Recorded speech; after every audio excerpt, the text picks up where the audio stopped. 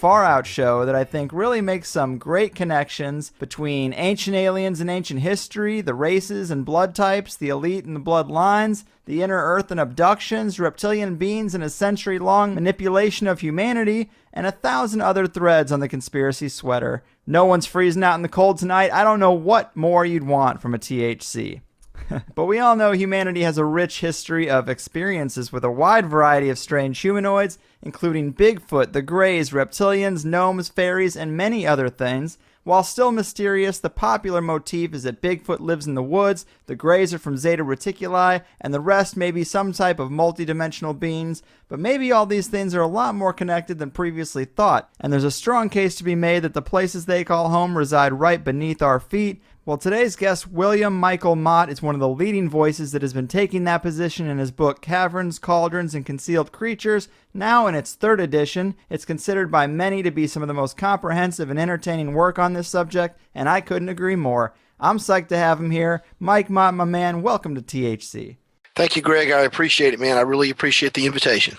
Yeah, this is going to be awesome. I love the idea that other types of intelligent humanoid beings live inside the Earth, and it's quickly becoming one of my favorite topics. And I think you make some great points that the larger UFO, cryptid, paranormal community has missed. But to start us off, a lot of this involves going back and looking at old myths and legends from different parts of the world, areas we're told had no communication in those days, and we find these commonalities in their stories that are really so similar in some cases, it's hard to believe that they would spawn independently in different parts of the world if they weren't based on some real experiences. Would you say that's one of the prevailing thoughts that kind of links up a lot of these arguments you make in the book? Well, sure. I mean, if you think about it, throughout history, that we've always believed, and I mean, we collectively as human beings all over the planet, we've believed in not just a spiritual other world, but in physical other worlds that physically exist. Mm-hmm. And, they called them fairy lands or whatever in Northern Europe and by different names around the globe. But the general idea is that there are others who live there and who occasionally come into our area, take what they need, and then they leave. They come and they take genetic material a lot of times, whether it's from people or animals or crops, and they seemingly vanish without a trace. And this is something that goes all the way back into antiquity, and we see this even today with the UFO phenomenon. We have this whole idea that UFOs come from far away, and because we're told that, we've been conditioned to believe that these are extraterrestrial beings, which really works to the advantage of any race or species, group of species that is living here with us. If they're taking advantage of us and our world, in our realm, I guess you could say, but they don't want us to put a stop to it, then it's totally within their interest to have us, look at the stars and say, oh, well, they come from up there. We can't stop them.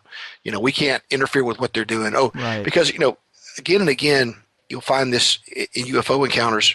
You'll find this whole theme of, oh, yeah, we come from up there. We come from this star system and that star system. And it's such an obvious, to me anyway, misdirection where they're saying, we come from far, far away. Look up there, but don't look under your oceans. Don't look under those mountains over there. Don't look deep in that wilderness area. Just look up there because that's where we really come from. And this is something that goes all the way back into antiquity, like you were saying, because with Zeus, for instance, Zeus would come down and he would purloin what he wanted from the mortal women and so forth. And of course, that was always about genetics, really, if you look at those stories. And then he would go back to his faraway place, Mount Olympus, which was supposedly so high that no human being could ever reach Olympus. So it was always, look at us. We're way up there. We're out of your reach. You can't possibly do anything about it. And so I think that this is a theme that we see constantly and consistently updated throughout the history of anomalous encounters. Yeah, I agree. And in terms of the UFO story, I had never really thought about that before, but you make a great point that why should we trust these entities outright, especially if they're doing strange experiments on us? A lot of times people say they're very painful. Right. And I guess the argument could be that there's no risk in telling us where they're from if we can't reach there with our technology, but still. Or if we believe that we can't. Right. And look, it's like this. Okay, I'm going to go on a couple of points here, and this is talking about. First, let me say that think of the Earth as a huge living thing and a huge biosphere. We're finding now what are called extremophile organisms living in all sorts of hostile environments, including far beneath the Earth. if there are other civilizations that have reached a high level of development, which I believe that there were in the past, which were destroyed or had to retreat, whether it was from conditions on the surface becoming less conducive to their health or war or whatever it might have been, then obviously the place to go would be underground and under the oceans. And more UFOs are seen coming and going from volcanoes, mountaintops, mountainsides, and more than any are seen coming from large bodies of water, including our oceans, coming and going, or seen over large bodies of water. Mm-hmm. So that being said, if these beings are so advanced that they can travel across the galaxy, they can warp space and time or create a wormhole or exceed the speed of light or whatever it is they supposedly can do to come way out here to the edge of the galaxy in the boondocks where we live. If they're really that advanced, then if there's something wrong with their genetics or whatever the current theme is, because actually that's the theme that goes all the way back, is that these beings have always wanted our genetics. Right. But if there's some sort of emergency and they're coming here to get genetics, if they're so advanced that they can warp space and time and create wormholes or whatever they do to do what they do, they will be able to repair their genetics. They could rewrite their genetic code. They could repair any errors in their code, because we're reaching the point now where we can almost do that. Yep. Okay. So another thing to think about here is, if these beings are so advanced, why don't they just come and get what they need and never even wake anybody up? Why don't they just come in, put down a dampening EM field, something that suppresses, well, I think that's what they do anyway, but something that really suppresses, your awareness, makes you stay asleep, take what they need painlessly, and leave if they're really advanced. But no, they come in, they make a big spectacle. There's a little sadomasochism involved, a little dominance going on here with these things. It's sort of this whole Pavlovian conditioning. It seems to me to be designed to create a Stockholm syndrome sort of reaction in the people that they repeatedly victimize. They come in and they create painful, and terrifying encounters with people. And then they basically say, oh, you're special, you're chosen, we're just here to help you, we created you, blah, blah, blah. But really, if they were that advanced, why would they have to do that? Supposedly, they're telepathic. Well, if they're telepathic, then why don't they know about all the terror and anger and anguish that they cause these people? Why do they keep doing it? Okay, so my point is that these beings are somehow related to us genetically, or else they would not be able to interact with us in the way that they do. They are probably part of the biodiversity of the Earth, to some extent anyway. And by that, I'm touching on the subject of the Nephilim here. But they are part of the biodiversity here. They're very interested in genetics of both people and animals. And, if they were from far away, like I said, first of all, they'd be able to fix their own genetic problems. And second of all, they wouldn't be so fascinated with ours. I agree. And you've also stated in the book, a lot of these things seem super foreign, but they're not. They're really all just humanoid forms with slight variations. Right. And if it was something from the other side of the galaxy, you'd think we'd be seeing some giant amoeba or some kind of really radically different thing. And that's not the case. Right. Or we might not even recognize it. And I'm not saying that there aren't other humanoid forms in the galaxy. Right. I have no doubt that there probably are. But these guys, Occam's razor is a very simple principle, which is the simplest answer is usually the correct one. So if you go back through the history of thousands and thousands of years, you'll find that these beings have always been here. They don't say they came from far away on other planets. And I know that what Sitchin said about Nibiru and so forth, and I know about the Watchers and the 200 Watchers being stationed on the moon, just like the Yagigi and all the rest of it. But all this stuff is still centralized to the general area of the Earth. The focus is on the genetic biodiversity of the Earth, the garden. Okay, so like you were saying from my book, no matter how outrageous these forms seem initially to people who are having these experiences or these encounters, if you take an objective look at what they're seeing, even though they're initially shocked, there's nothing that they're seeing that does not conform to an earthly vertebrate template. 2 arms, 2 legs, central trunk, 1 head, 2 eyes. In fact, if you go back into the earlier part of the 20th century, there were more strange forms seen then, more bizarre UFO knots, for instance, than there are now, by far. Okay, the range was a little more strange. Again, though, they all still had the same characteristics of a genetic life here. If you were from somewhere in a very remote area. And someone said, hey, I want to show you something. They took you in a warehouse and they showed you an elephant, a giraffe, a Maasai warrior, a penguin, a hermit crab, and an octopus. And you'd never seen any of these things before and you had no idea what they were. You would think, where in the world did those come from? Yep. What is that? You know, you would have a hard time believing they all came from the same planet, is what I'm saying. But they do. They all have a common genetic heritage because they're all part of the biosphere here. Mm-hmm. And it's the same thing with these beings. There's no reason whatsoever to believe that they come from somewhere else.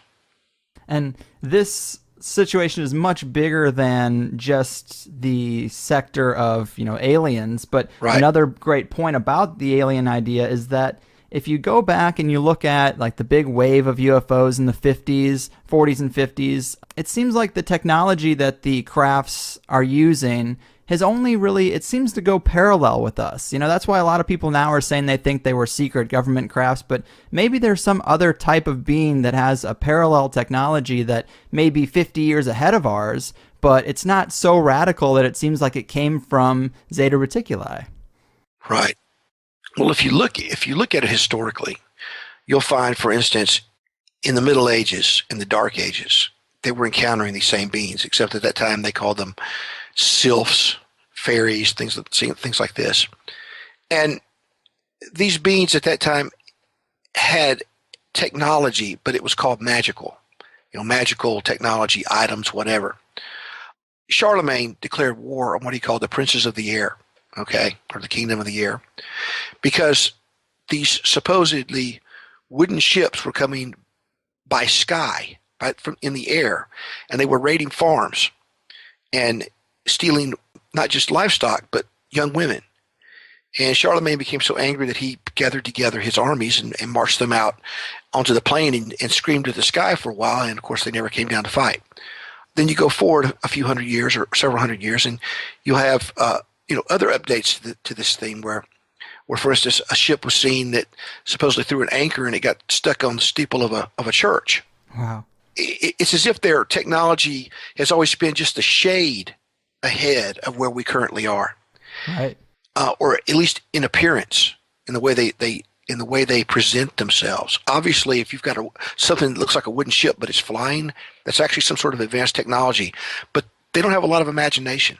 Okay, they basically try to stay right ahead of the popular concepts in our popular culture, whatever our current popular culture is at the time. During the 1800s, we had the mystery airship flap. Well, at that time, there were no Zeppelins flying around at all, and the hot air balloon was not widely known or was barely getting started. But here were these airships flying around, the southwest of the United States, and you have to ask, are they keeping up with our popular culture or our subconscious in some way? Mm-hmm. Because again, you move forward from that point and you come to the beginning of the UFO age as we know it now, where Kenneth Arnold sees the discs over Mount Rainier, and before that happened, there was another guy named Richard Shaver, yes, who had written about these subterranean ancients who lived inside the earth. And, a lot of people consider Shaver a crackpot. In some ways he might have been, but he still seems to have known something because there are so many things he wrote about which are still very much in ufology today and in witness accounts today. Everything from abduction, subterranean bases, silver disc-shaped craft, which he said were kept in the caves, interest in human genetics, all this stuff. And that was before Arnold had his sighting. Arnold had his sighting of silvery craft. Or they weren't exactly disc-shaped, but somehow out of that, he described them as skipping like saucers. So flying saucers stuck. Well, as soon as he said that, what do we start seeing? We start seeing saucer shapes. Mm-hmm. So they appear to update their presentation to us to match whatever our current expectation is. And if we're reading science fiction, since the pulp age of science fiction, and we're expecting aliens from outer space, well, then how are they going to present themselves? They're going to put on that mask, and they're going to come and say, yeah, that's who we are. Right. Why not? If the misdirection is already laid out for you, why not just step into that role and make it easy on yourself? Exactly. And I know the Richard Shaver saga is pretty popular. We've always kind of glossed over it. Like, it's come up a time or two, but we hadn't really looked at it in any serious depth. But Tell us a little bit more about the details of what he was talking about. He was talking about two underground races that were kind of at war with each other, right? Yeah, he basically was talking about what he believed was a hard materialistic reality. He was pretty much an atheist. He, had a lot of issues, and he even spent some time, in an asylum for a few months. But, how many times do you hear about people who've had these types of experiences having a breakdown, right? That type of thing.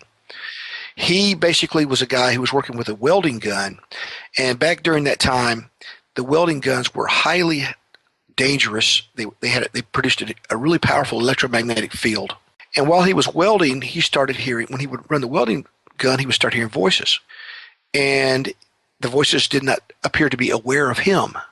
They were just talking talking about the people above them, making noise and all this kind of stuff, and all the terrible things they were doing to people and how hilarious it was, and so forth, which of course ties right in with demonology and things of this nature.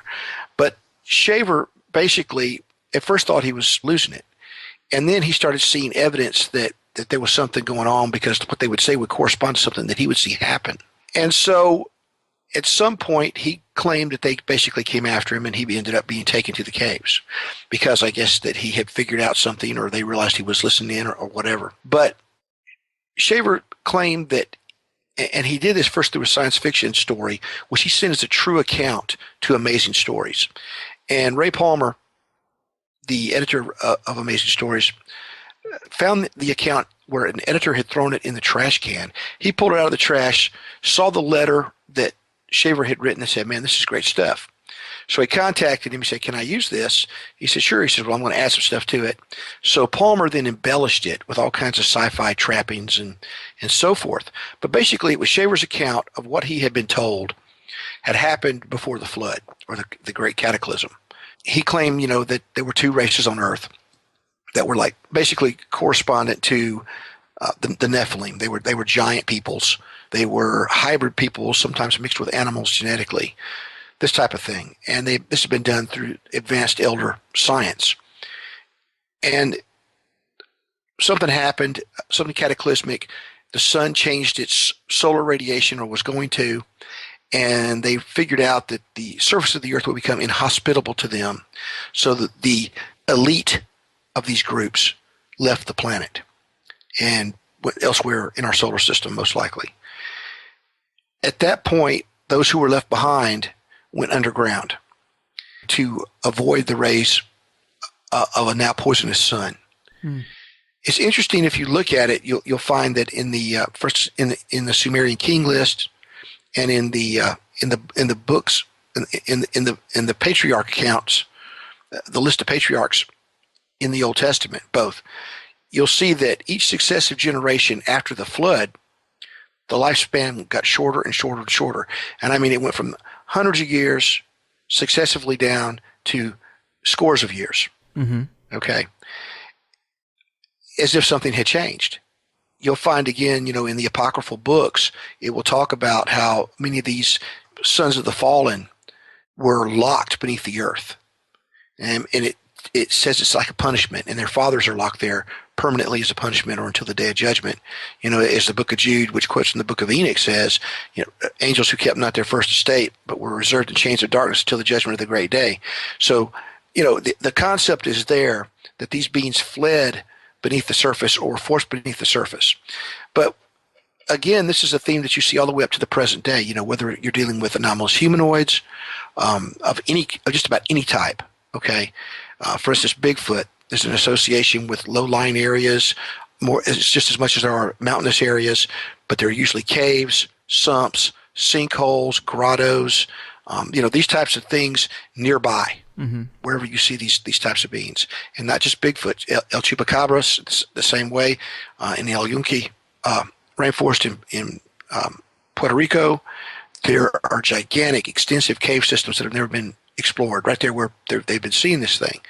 So, if there are beings here that essentially have a subterranean environment that they mainly dwell in, they would come out, primarily to partake of what our environment has to offer, and then they would return to where they came from. And you see that a lot of times with the sudden disappearance of anomalous humanoids and anomalous creatures. They'll be hot on the track of these things, and then boom, they're just gone. And of course, all of these things have been seen in conjunction with tunnels, mines, caves. The list goes on and on. It just makes sense. Even if you're talking about lake monsters, there are often associations with underwater cavern systems. So, yeah, I do. I love the possibility of different creatures and humanoid races living in the inner Earth. But one of the things that my logical brain can't get over is why these seemingly more advanced beings would just surrender the surface to us. The beaches, the mountains, the sunrise and sunset. There's a lot of amazing things to enjoy on the surface. It seems weird that they'd be okay with just staying below ground, unless, of course, they had to. Well, unless they had to. If you look at what they do, they tend to come out mainly by night or at dusk, just like the fairy folk of old, or trolls or whatever who fear the sun. So basically, what they're doing is they avoid sunlight as much as they can, even with the so-called grays and other types of so-called extraterrestrials that have been seen. They usually have or often have these dark eyes, these huge dark eyes. Okay, if you have huge eyes, those are not the eyes of a spacefaring species, because space is the most hostile environment imaginable for the eye. Okay, the radiation is so intense that any creature which evolved or was even designed to live in deep space or travel throughout space a great bit would have smaller eyes. Okay, these beings have enormous eyes, and nocturnal creatures are the creatures that have enormous eyes. Creatures that dwell in the dark to a large extent are creatures that have enormous eyes. And of course, there are those who claim that they have seen these beings take off the black covering, and it's basically like a giant contact lens. And there's an enormous reptilian or humanoid eye beneath the covering. So again, these are all indicators that these beings are subterranean. When you look at accounts, for instance, of the Greys themselves and how they move, they're described as having sort of a sideways shuffling gait. They don't take big strides and so forth, and they kind of mill around almost like ants. Okay, and if you were a species that moved, in narrow ways beneath the earth, that's the way you would move, and that's probably the body and the head configuration that you would have. Yeah, I think that makes sense to me. And we were talking about how these stories of these kind of beings, they span multiple cultures, multiple time periods.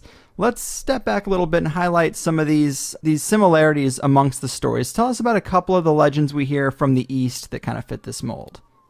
Well, in Japan, for instance, you have a story about a fisherman who is taken beneath the sea.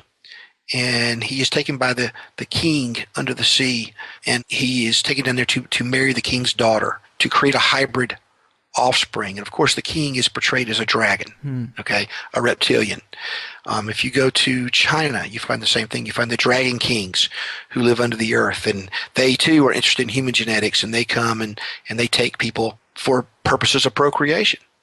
If you go to the Indian subcontinent and to the Himalayas, you'll find the legend of the Naga folk, the Naga people, who are reptilian humanoids. They are described as looking like snakes or serpents, but they have a human body.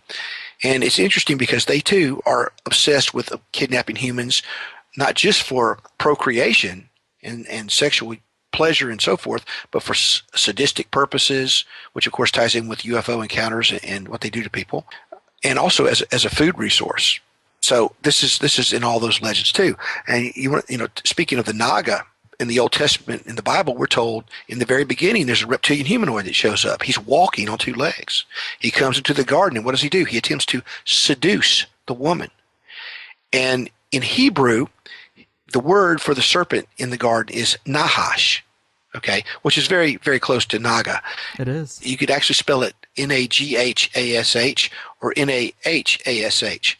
You come to the New World and you have the Nahuatl, which again is a serpent-type being. This is a theme that you find all over all over the world, that these subterranean beings are older, that there's something reptilian about some of them, not all of them, but some of them, as if they're somehow tied in with older species on the planet, and that they're very, very fascinated, in fact, dependent upon procreation with the human race. And even in folk and fairy lore of Europe, you'll find the same thing. You have the frog prince. This whole idea in very watered down form of a sort of a reptilian slash amphibian humanoid who seduces a woman and says, hey, I may be hideous to you, but I'm really a wealthy and powerful prince.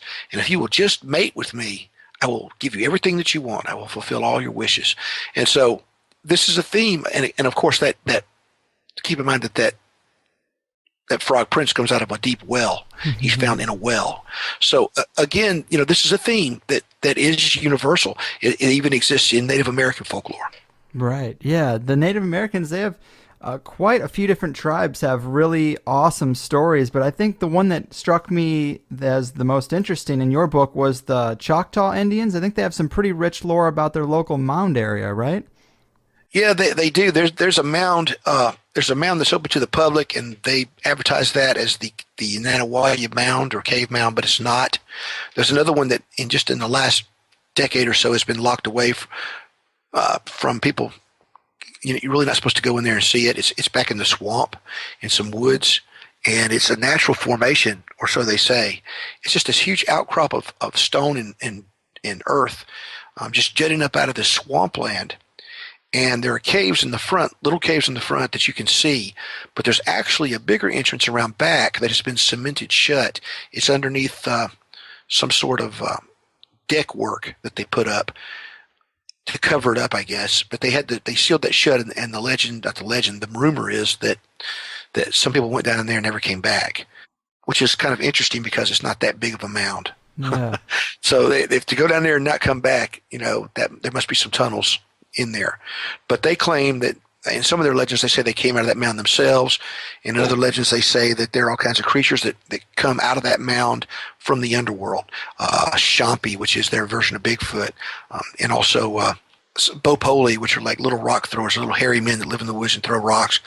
All these types of creatures, a whole range of creatures that supposedly live in and around that area, but actually throughout this whole area where I live, because I'm in Mississippi too.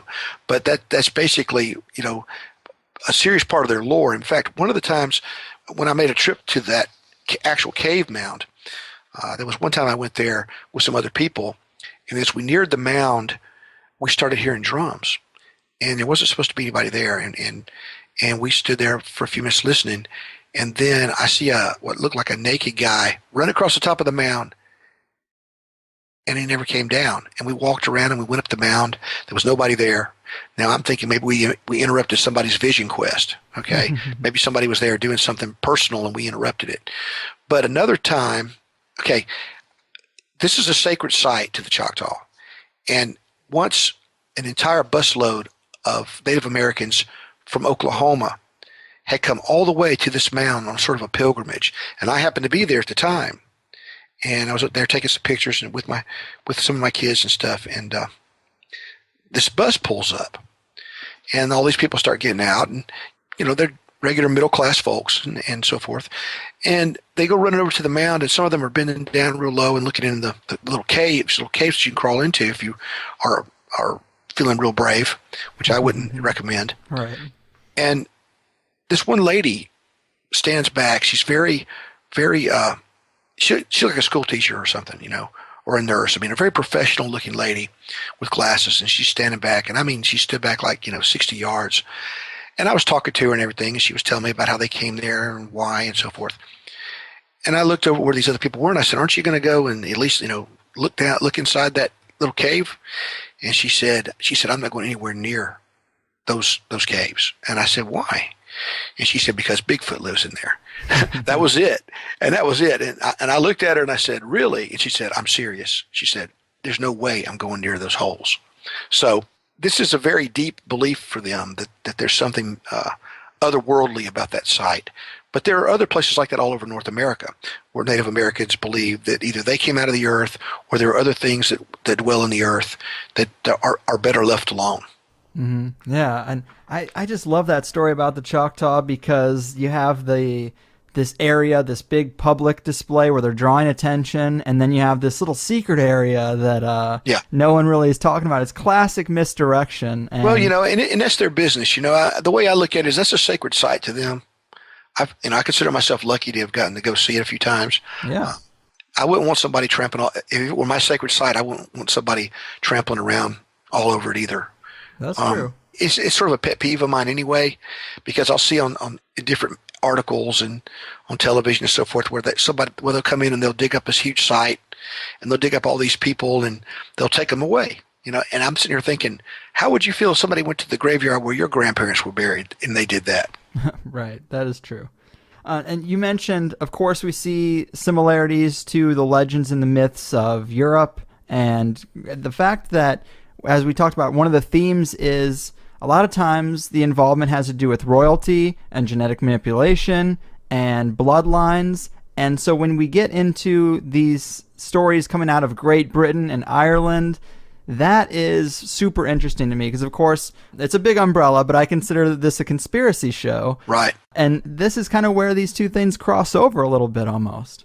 Well, they do, and it's interesting to me. I had never heard of David Icke, for instance, when I wrote the first edition of this book.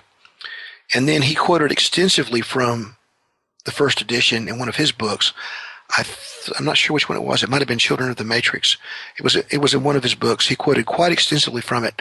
I'm not a believer in most of what he promulgates, but he does come up with some interesting connections and some interesting research. And some of the stuff he comes up with seems to be legit. Now, I don't believe that people are shape-shifting humanoids. I don't think that that's what's going on with these royals or any of this type of stuff.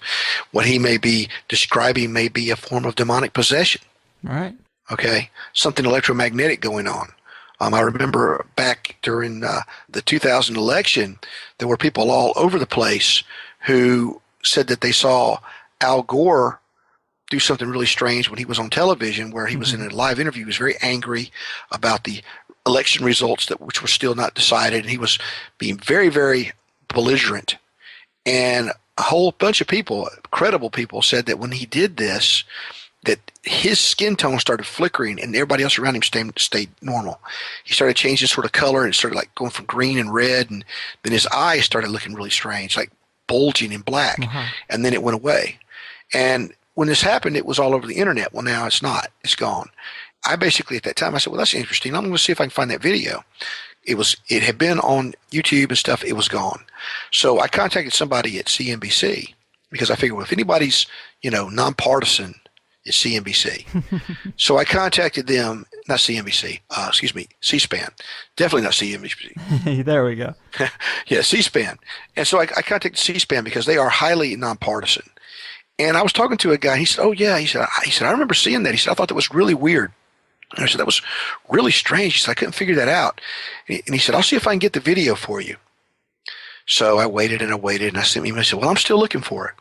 I sent him a message. He sends me back a message. "I'm still looking for it." Finally, he sends me an email. He says, "Look," he says, "I literally cannot find that video clip anywhere." He said, "It has been totally removed from every archive source that we had." He said, "It's gone." Wow. See, when you hear things like that, you have to say, what is the deal here? Is there a conspiracy about this type of stuff? Now, do I believe that Gore is a reptilian shapeshifter? No, I don't.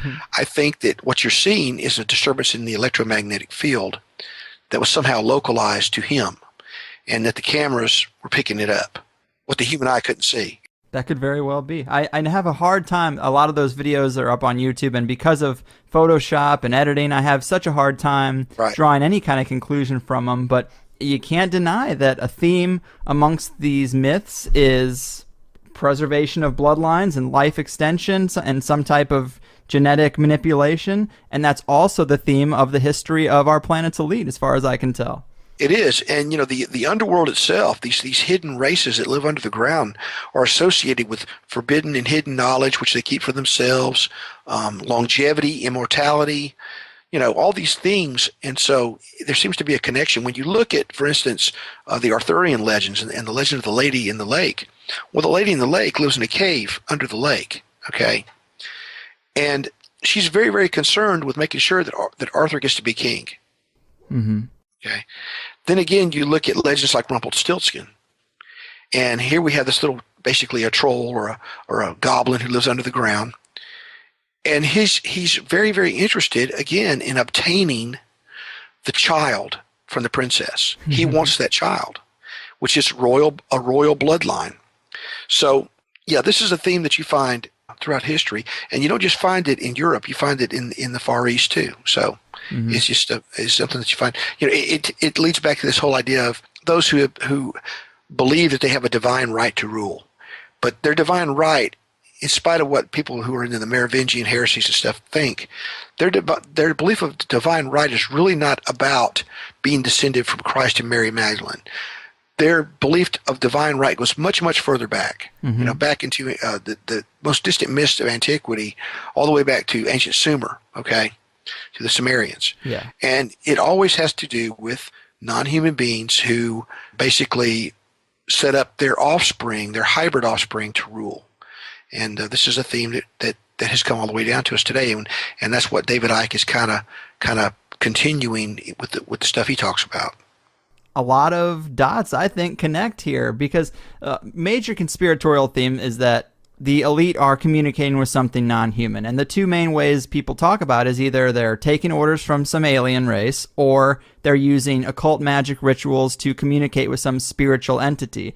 And I think you could also say a third possibility is that there are beings that exist here on the Earth that have probably had an evolution that lasts longer than ours, or maybe they survived the last cataclysm, so they have more information about this planet than we do. Right. And all you have to have is a few contacts in special places, the Vatican, secret societies. You have a few contacts, right. You know, the British royals, and by only communicating with less than 100 humans, you could pretty much control the surface like a chessboard. Well, sure. And if you look at it, I mean, all these things could still be interconnected in some way. I mean, these very ancient races that would set up their puppets to control human governments, they could also have bloodlines that go millions of years back. Right. Okay.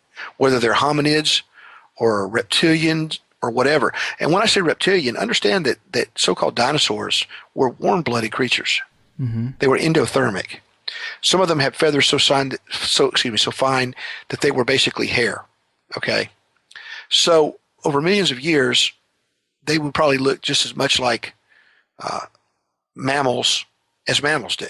Okay, that's true. Sure. So this whole idea of the seed of the serpent, it's a prevalent theme around the world, and it's part of a lot of secret society stuff too.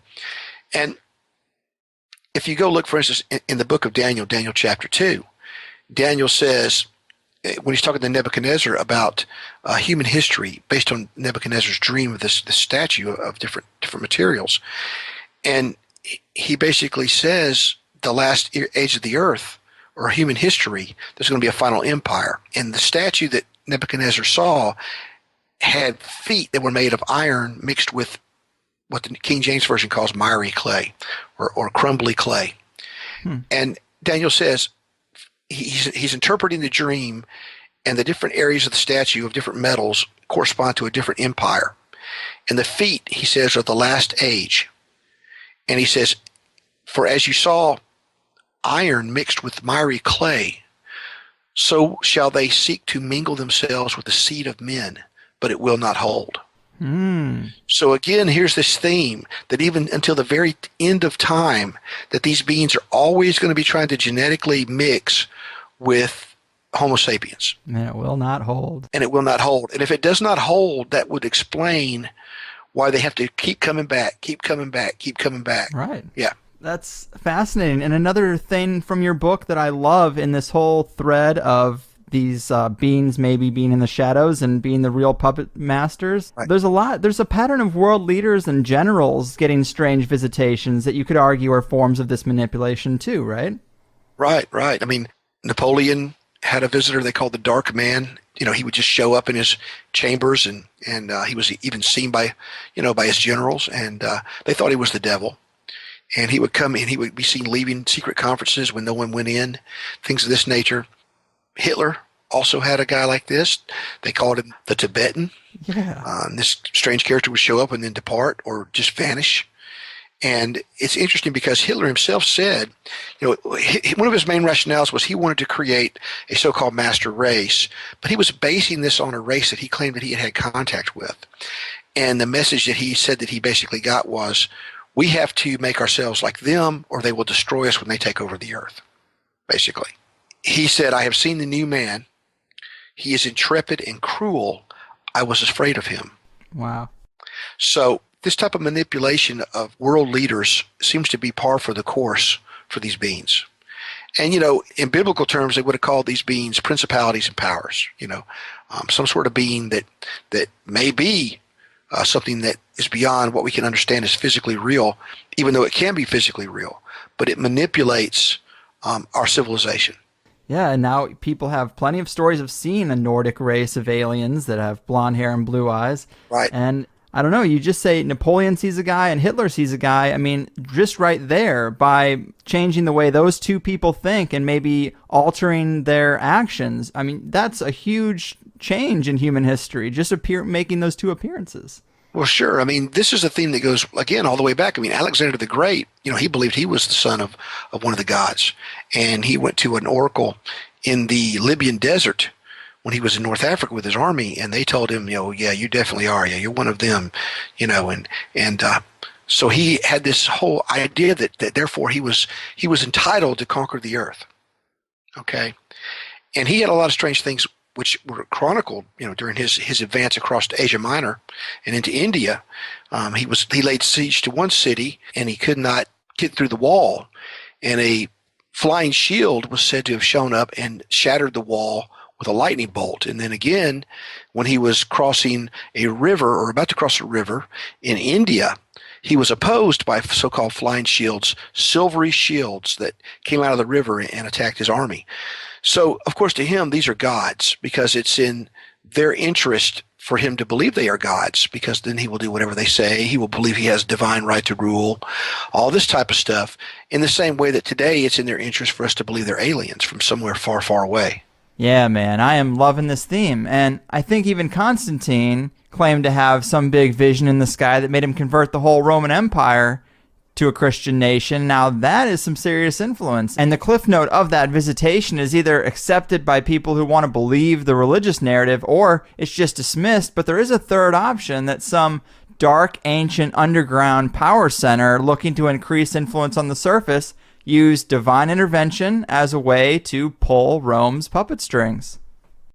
Well, sure. I mean, even now we have something called Project Bluebeam, which supposedly we haven't used, but I don't believe that for a minute. I think we probably use it all the time.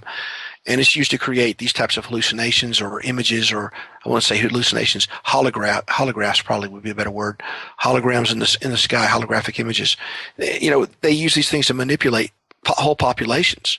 If you were to create an image, well, even recently they supposedly had an image of a flying horse over Mecca, which ties right in with something from Muslim eschatology about the end times, that you would see this flying horse, which is the Barak, which is what it's actually called, of that Muhammad flew on in one night from Mecca and Medina to Jerusalem and back. Interesting name too. Yeah, exactly. But very interesting. It's a thing that we have to ask: are we doing that? Is somebody else doing that? Who's causing these types of manipulations? And Richard Shaver said, that the subterrestrials. I mean, way back in the early 20th century, before the first major UFO sighting by Kenneth Arnold, Shaver was saying, that these beings could create realistic-looking, even solid-appearing holograms in our skies, in our oceans, that would even show up on radar, and then they would just disappear. Well, how many times has that been reported in UFO cases? Right, man. Maybe these underground races have been using Project Bluebeam longer than we've been alive. I had also read, and I'm sure you already know this, but apparently Lewis and Clark and also Columbus wrote about these flying candles that would hover around them, which is a lot like the orbs people talk about seeing today. No, actually, I haven't heard that about Lewis and Clark, but it wouldn't surprise me. I think that there was probably a high civilization here in North America at one point, and a lot of these anomalous events tie into that. And I think that these ancient beings that we're talking about are also a part of that. They, just as anywhere else, they're behind the scenes manipulating cultures and civilizations. I mean, even going back to the Hopi tale of the ant people and the snake people. I mean, you have the same theme of these subterranean beings. In that case, they were helping them survive, but it's just a theme that you see again and again that they are here. Mm-hmm. This is where they are. Yeah, another Indian tribe that had those type of stories. I can't remember the name of the tribe, but when they had met the Spanish explorers, they were talking about a being or something they would see called Mr. Bad Thing. I learned about this from your book. Can you tell the people about that a little bit? Sure. Senor Malacosa is what they called him. Well, that's what da Gama called him that. And Vasco da Gama was, an explorer who came through southeastern United States and over into the Texas region. And he claimed that he had met these Native Americans who said that this thing called Senor Malacosa was this being that came out of the ground and terrorized them. And the thing about this is that, again, it's a thing where these people have been conditioned. No, it wasn't Vasco da Gama. It was Cabeza de Vaca, excuse me. Cabeza de Vaca was exploring the region. And these Native Americans were being totally controlled by their fear of this being. So basically, they said that this thing would show up and he would dress as a male or a female, basically trying to seduce people. He would never eat if they offered him food, but he would tell them that he came from down inside the earth through a crevice that was nearby.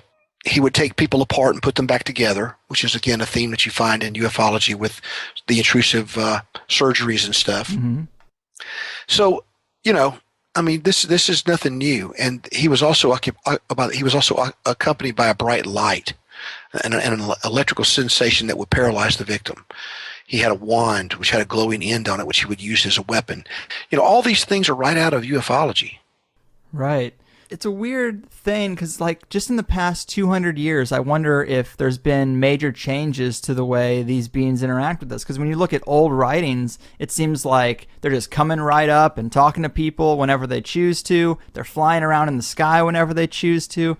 But it's almost like as our technology has advanced, as we've become more of a global society on the surface, they've even taken another further step back. At least that's what it seems to me. I mean, do you notice a difference in the way people have talked about it today versus back then? Yeah, I think so. I think that they realize now that people are not going to believe they're gods. So they're not going to be able to control people in that way. So they have to now put on this disguise of being aliens. Yeah. Because if they say they're aliens, and they can come and say, "Oh yeah, well, see, we've been monitoring your evolution, and you're doing bad things, and you need to do what we say, or you're going to destroy yourselves. You're going to destroy your planet." Of course, it's their planet too because they live here. Okay, mm-hmm. But they're coming around with that same old disinformation campaign. It's just it's changed slightly. It's basically, we're from somewhere far away. You can't get to where we are, but we're here for your own good. And you see this with the ancient alien concept, which is, we created you. Yeah. Yeah, you're our property. You belong to us. These types of things, and this is a very insidious form of mind control. It's designed to convince human beings that you are not autonomous, that you are not your own master. You are not in control of yourself and your own destiny.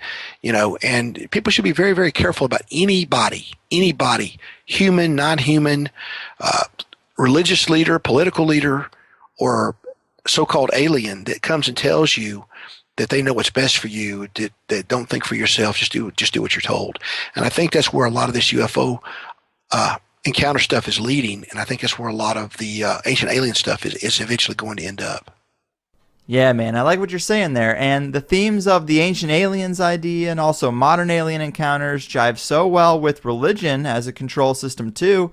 It's like we swapped out the spiritual lens for a scientific one, but the same story with God. He lives somewhere you can't reach. He knows what's best for you. He has a plan. He made the rules that you need to follow. And he made you. He created you. Exactly, yeah. He's in charge of your destiny. Yeah, it's exactly the same. Well, what if some of these underground beings are responsible for creating the three major religions? Well, think about this too. I mean, people are easily manipulated. Even if they mean well, even if they are knowledgeable, even if they're putting genuine evidence together in a seemingly real picture, solving a puzzle. But what if all this stuff's being fed to them intentionally in some way?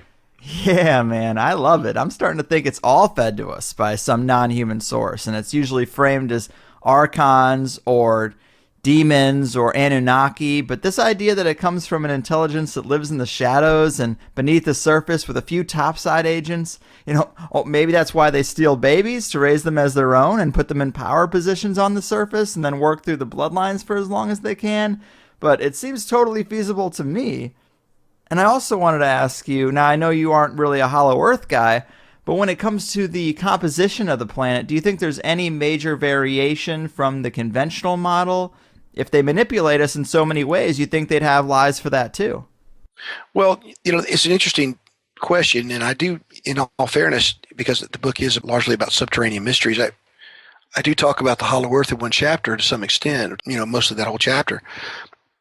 But we have no way of knowing what the inner configuration is because we've never been there.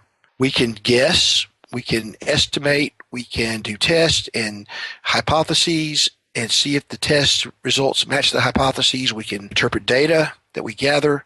But ultimately, if, for instance, we had a protostar or a quasar that was stable or some other strange form at the center of the planet that was extremely dense and had a specific charge and spin, then we might just assume it was a nickel iron core.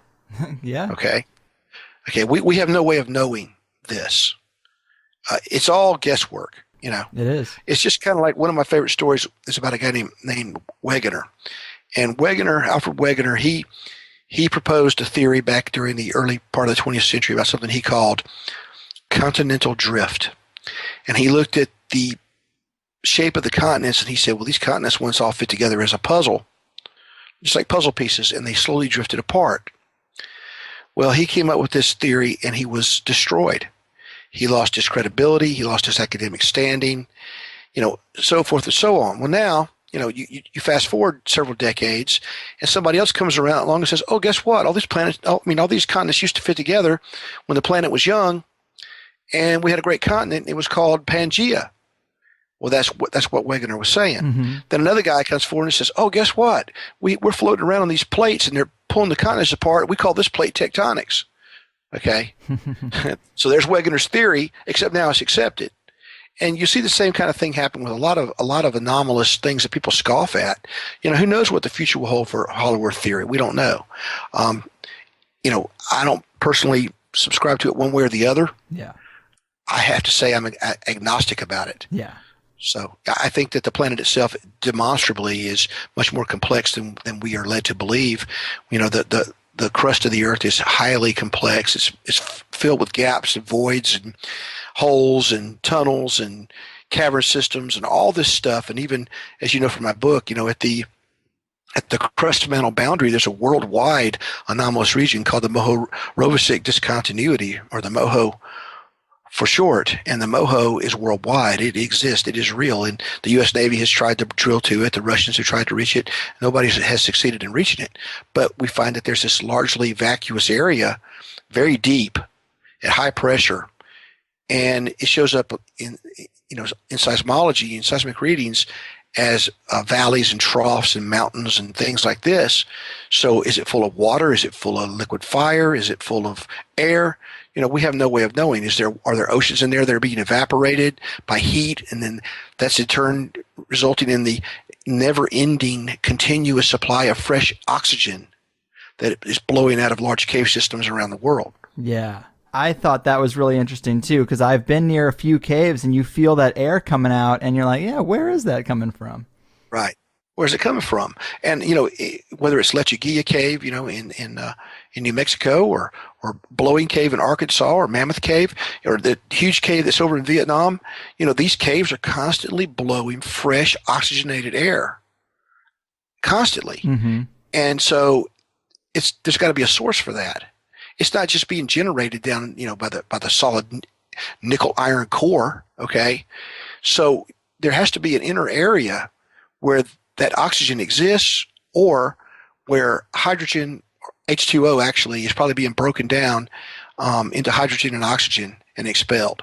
And that would be something that would happen if there were internal oceans, which now we know all the time we hear news about another internal ocean being found in the crust somewhere. Yep. And if these bodies of water are being converted into oxygen by heat, that would explain that air pressure. Yeah. And I'm kind of with you on the hollow earth. I love the idea of it, but it's some of the theories of its composition are so radically different than what we know. It's hard to wrap my head around the idea of an inner sun or something. But when you bring up this moho layer between the crust and the mantle, that is really all I need, because in terms of surface area, it's the same. It could be just as vast with continents and oceans and all kinds of stuff right beneath our surface, and it doesn't really matter to me if it's looking inward or outward, because that's really the difference we're talking about with a hollow earth theory. It's just that they'd be pointed inward towards the inner sun. But if there's a layer like an Oreo, like a layer of cream in between our crust and mantle, that's just as much surface area. There could be plenty of continents there. The whole Shangri-La thing could be there. A lot of possibilities. Well, right on. Mike, this has been a fascinating show. I love that book. I hope we can do it again, because there's so much more stuff we didn't even touch on. But before I let you go, would you like to tell the people about some of your other work and website and anything else you got going on? Sure. I've got, I just say go to gravedistractions.com. That's my publisher, gravedistractions.com. And there you can find all but one of my books. You can find Caverns, Cauldrons, and Concealed Creatures, the third edition. Please get the third edition. It is much more expansive, has a lot more material in it, and it will cost you less. And the others are out of print, or they are supposed to be out of print. And so get the third edition. You can get the third edition of Caverns, Cauldrons, and Concealed Creatures at Amazon or Barnes & Noble. You can also get This Tragic Earth. You can get both of these books in Kindle, Nook, or print. Okay, and all the other digital formats too. I also have a couple of fantasy novels which deal with some of these themes. They're together in one volume. It's called The Pulsifer Saga, and it's really, really enjoyable stuff, people tell me. It's also at Amazon, and it is also at gravedistractions.com. I recommend going through Grave Distractions to click on the links for these books, because that way you'll be sure and get the latest and greatest edition. The Pulsifer Saga is now in the third illustrated edition, and that's the one that you want to get. And again, it's a better deal too. So, and of course I have This Tragic Earth, the Art and World of Richard Sharp Shaver, and another book called Pulp Winds, which is a bunch of short fiction that's been published in different magazines and web magazines and things like that. And it finally got collected together into an interesting collection of sort of adventure fiction, horror fiction, that kind of stuff, with some of these same themes present in it. And I guess the other one would be The Problem of Density in Regard to Non-Human Encounters, and that can only be found on Amazon, and that's not through Grave Distractions. And that's published by Interlight Communications. So that's it. Go gravedistractions.com and look for my name under authors, and you'll find it. Cool.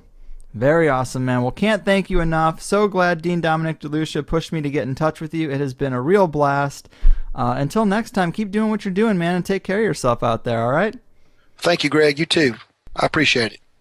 My God, people, I just love that episode. I think it's